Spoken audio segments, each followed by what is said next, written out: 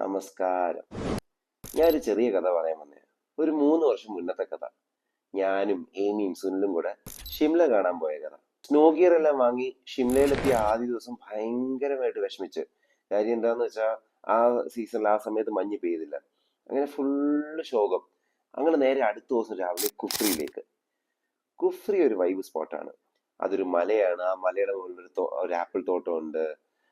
അവിടെ കുറെ shopping activities, കുറെ ആക്ടിവിറ്റീസ് എന്തൊക്കെയോ ഉണ്ട്.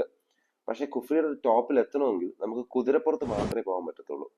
അപ്പൊ ഞാനും ഏമിയും ശരി ഇത്രയും വന്നേക്കെ നമുക്ക് പോകാന്ന് പറഞ്ഞ് ഞങ്ങൾ കുതിരപ്പുറത്ത് കയറി.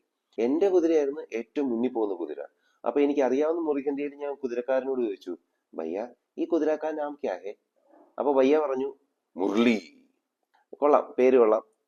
പക്ഷെ പോകുന്ന വഴിക്ക് കുതിര അങ്ങോട്ട് പോകുന്നു ഇങ്ങോട്ട് പോകുന്നു. അപ്പൊ ഇടയ്ക്കിടയ്ക്ക് കുതിരക്കാരൻ മുരളി എന്ന് ഉറക്കെ വിളിക്കുന്നു.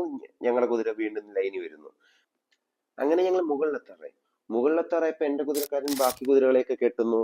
എന്റെ മുരളി ഏതോ വഴിക്ക് ഇങ്ങനെ ഇങ്ങനെ നടക്കുന്നു, പോയി പുല്ല് തിന്നുന്നു, എന്തൊക്കെയോ ചെയ്യുന്നു. ഒരൊറ്റപ്പെട്ട മരത്തിന്റെ അടുത്ത് പോയി ഇങ്ങനെ നിൽക്കുന്നു.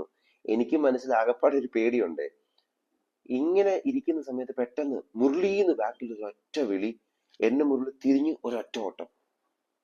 പെട്ടെന്ന് ഒരു സെക്കൻഡിന്റെ ഗ്യാപ്പിൽ ഞാൻ നോക്കുമ്പോ എന്താ, അടിവാരത്തോട്ട് പോകുന്ന കുതിരകൾ, താഴോട്ട് പോകുന്ന കുതിരകൾ കെട്ടിയിട്ട് അവരുടെ തലകൾ കെട്ടിയിട്ടുണ്ട്.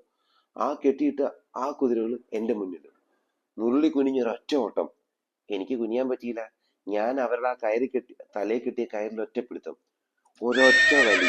എന്റെ കാല് മാത്രം മുന്നിൽ പോകുന്ന മുരളിയുടെ ബാഗിലും കുടുങ്ങി. ഇതറിയാതെ എന്റെ കുതിരക്കാരൻ വീണ്ടും മുരളി എന്ന് വിളിച്ചത് ഓർമ്മയുണ്ട്. എന്റെ കുതിര ഒരൊറ്റ ചാട്ടം.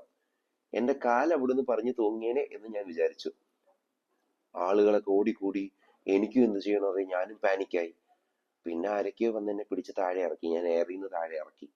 ഇറക്കിയപ്പോ ഞാൻ ശരിക്കും പേടിച്ചു. എന്റെ കൈയൊക്കെ ഇങ്ങനെ ചുവന്നിരിക്കുമായിരുന്നു. പക്ഷെ അന്ന് ഞാൻ മൊത്തത്തിൽ ഷിംലയിൽ വന്ന് വിഷമിച്ചിരിക്കുമായിരുന്നു. കാര്യം മഞ്ഞ് കാണാൻ പറ്റിയില്ല, ഒരു ഫണ്ണും ഇല്ലായിരുന്നു. പക്ഷെ ഇത് ഞാൻ ഇപ്പോഴും പറയുന്ന ഒരു കഥയായിട്ട് ഞാൻ ഇങ്ങനെ ഓർത്തിരിക്കുന്നുണ്ട്. അപ്പൊ ശരി, ഇനിയും കുറച്ച് കഥകളുണ്ടേ. ബൈ.